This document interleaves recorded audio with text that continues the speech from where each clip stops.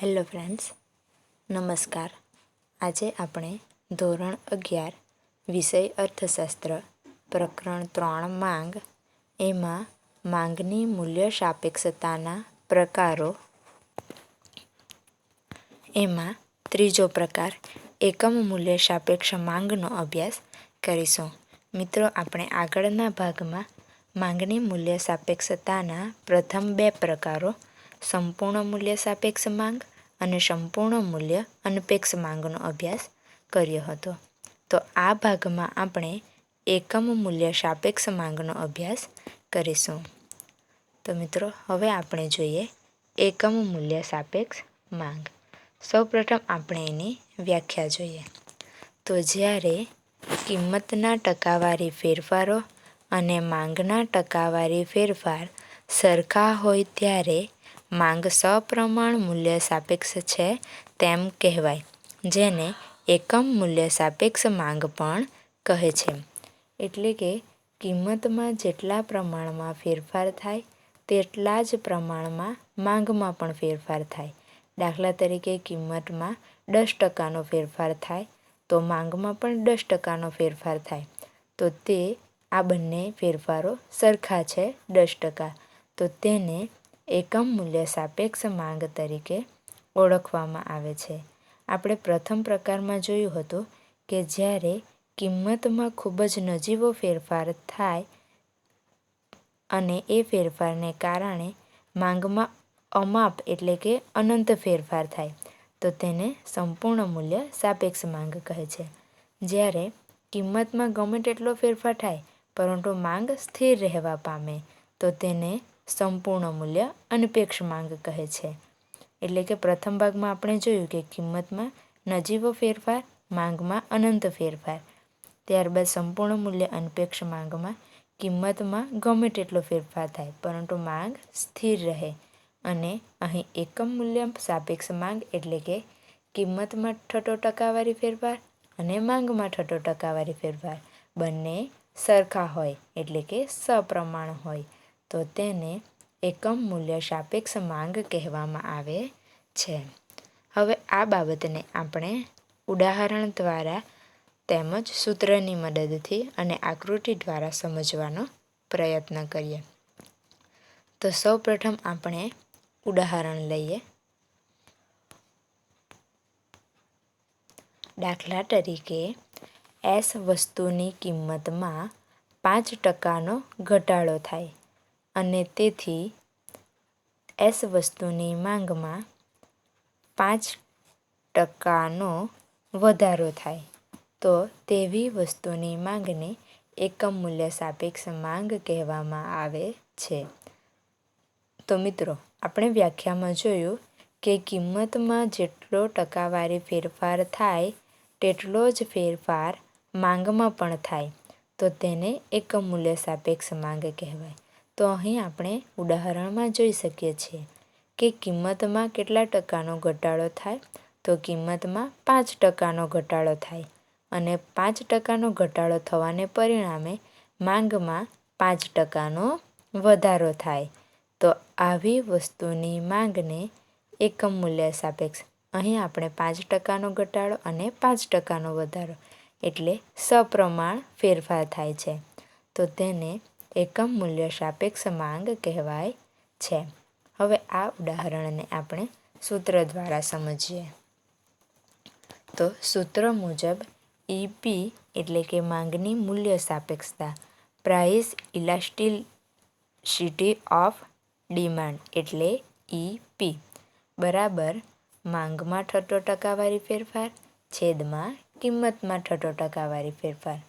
તો મિત્રો, આપણે ઉદાહરણમાં જોયું કે માંગમાં થતો ટકાવારી ફેરફાર તો માંગમાં 5%નો વધારો થાય છે.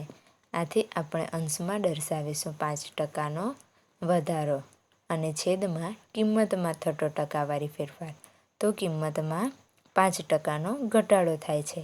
આથી આપણે છેદમાં દર્શાવીશું 5%નો ઘટાડો. તો આપણને અહીં મળશે કે 5%નો વધારો છેદમાં 5%નો ઘટાડો તો 5/5 બરાબર 1. અહીં આપણે માનાંકમાં 1 દર્શાવેલ છે. આપણે આગળ જોયું હતું એ મુજબ માંગની મૂલ્ય સાપેક્ષતા શુદ્ધ આંકમાં દર્શાવવામાં આવે છે. આથી તેની પાછળ ટકા, રૂપિયા, કિલોગ્રામ, લીટર, મીટર જેવા એકમો લખવામાં આવતા નથી.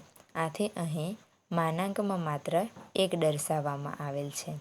આમ વસ્તુની કિંમતમાં થતો ટકાવારી ફેરફાર અને વસ્તુની માંગમાં થતો ટકાવારી ફેરફાર સરખો થતો હોવાથી વસ્તુની માંગ એકમ મૂલ્ય સાપેક્ષ છે એમ કહી શકાય. હવે આ એકમ મૂલ્ય સાપેક્ષ માંગને આપણે આકૃતિ દ્વારા સમજવાનો પ્રયત્ન કરીએ. તો સૌપ્રથમ આપણે x અક્ષ દોરીશું, ત્યારબાદ y અક્ષ દોરીશું. હવે આ x અક્ષ અને y અક્ષ જે બિંદુમાં છેદે એ બિંદુને ઉગમ બિંદુ O નામ આપીશું. ત્યારબાદ x ધરી પર વસ્તુની માંગ દર્શાવીશું અને y ધરી પર વસ્તુની કિંમત દર્શાવીશું. હવે આપણે એક એક્ઝામ્પલ દ્વારા ઉદાહરણ દ્વારા એકમ મૂલ્ય સાપેક્ષ માંગને સમજવાનો પ્રયત્ન કરીએ. ધારો કે વસ્તુની કિંમત P છે, ત્યારે વસ્તુની માંગ M છે. કિંમત એટલે પ્રાઇસ, આથી આપણે કિંમતને P દ્વારા દર્શાવી છે અને માંગને આપણે M દ્વારા દર્શાવીશું. એટલે કે અહીં કિંમત P છે અને વસ્તુની માંગ M સંજ્ઞા દ્વારા દર્શાવવામાં આવેલ છે. ત્યારબાદ કિંમત ઘટીને P1 થાય છે. કિંમત ઘટવાને પરિણામે માંગમાં વધારો થાય છે. આથી માંગ વધીને M1 થાય છે.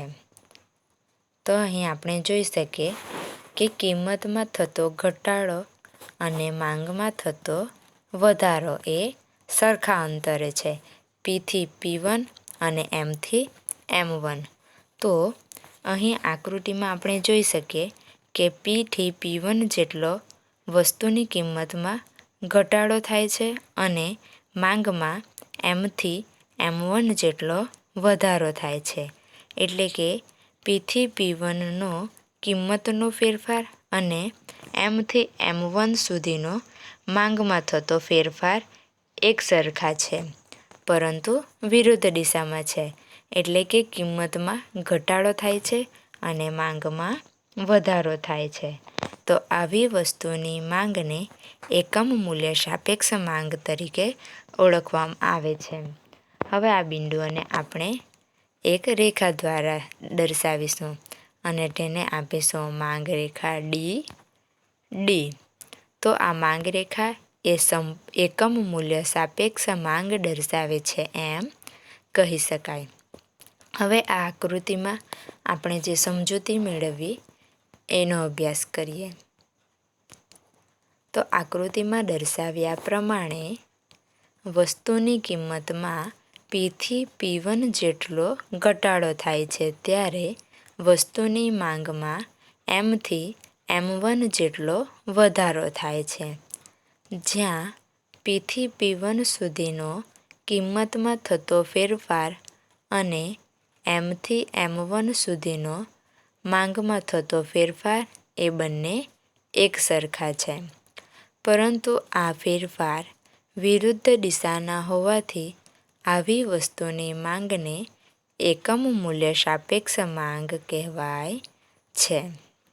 તો મિત્રો, આજે આપણે એકમ મૂલ્ય સાપેક્ષ માંગની વ્યાખ્યા તેમજ આ વ્યાખ્યાને ઉદાહરણ દ્વારા, સૂત્રની મદદથી અને આકૃતિની મદદથી સમજવાનો પ્રયત્ન કર્યો. હવે આગળના ભાગમાં આપણે માંગની મૂલ્ય સાપેક્ષતાનો ચોથો પ્રકાર મૂલ્ય સાપેક્ષ માંગ કોને કહેવાય એનો અભ્યાસ કરીશું. Thank you friends.